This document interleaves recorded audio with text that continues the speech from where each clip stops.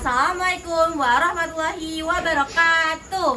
Perkenalkan, nama saya Anela Vanessa dari kelompok 3. Nama saya Widi Farisa. Nama saya Raisya Marwa Ayrin Yasmin. Nama saya Nanti Kentamani. Nama saya Nusari Dewi.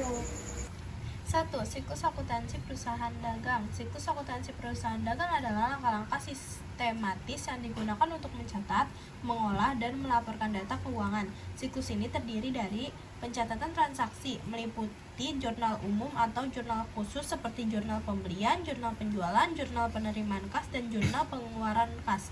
Pemindahan ke buku besar. Transaksi yang sudah dicatat di jurnal dipindahkan ke buku besar untuk pengelompokan akun. Neraca saldo, menyusun saldo-saldo akun dalam bentuk daftar. Jurnal penyesuaian, untuk mencatat transaksi yang belum tercatat atau untuk menyesuaikan akun tertentu, misalnya penyusutan atau beban dibayar di muka. Laporan keuangan, menyusun laporan laba rugi, neraca, dan laporan perubahan ekuitas. 2. Akun penting dalam perusahaan dagang. Beberapa akun yang unik dan khas untuk perusahaan dagang adalah sebagai berikut. Akun di neraca, persediaan barang dagang. Persediaan adalah barang yang dibeli untuk dijual kembali pada akhir periode. Nilai persediaan harus dihitung dan dicocokkan dengan stok fisik melalui proses penyesuaian. Ada piutang usaha. Piutang muncul ketika perusahaan menjual barang secara kredit. Piutang ini akan berubah menjadi kas ketika pelanggan membayar. Utang usaha. Utang usaha timbul ketika perusahaan membeli barang dagang secara kredit dari pemasok.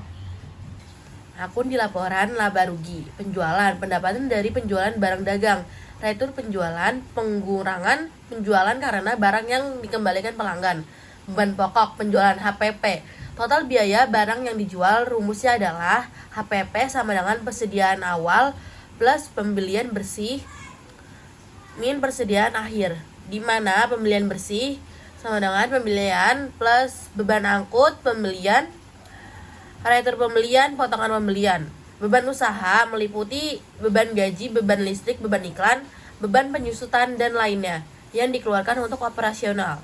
Contoh penyesuaian dalam perusahaan dagang.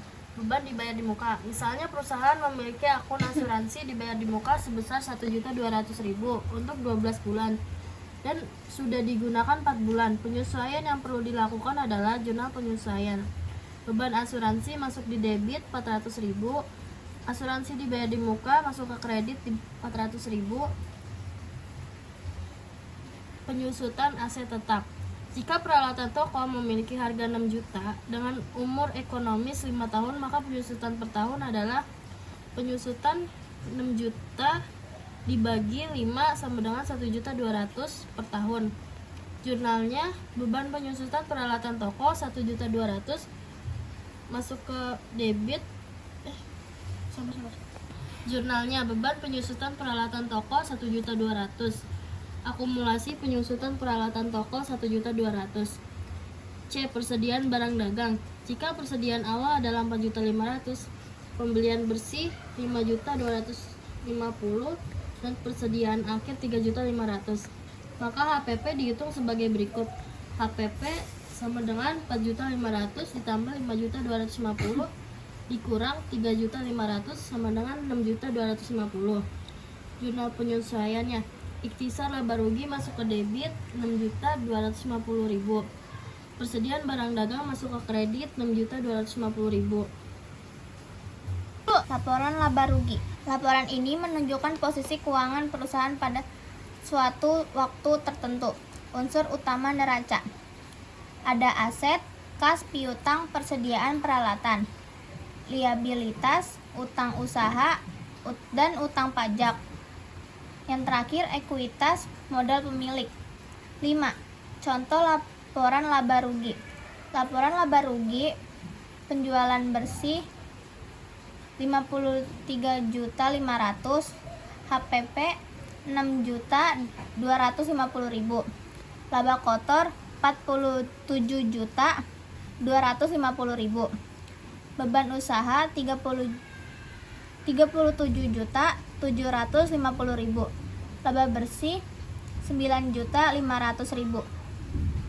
Dan kesimpulannya, Kesimpulan, akuntansi perusahaan dagang melibatkan pencatatan dan pelaporan transaksi yang berfokus pada pembelian, persediaan, dan penjualan barang dagang.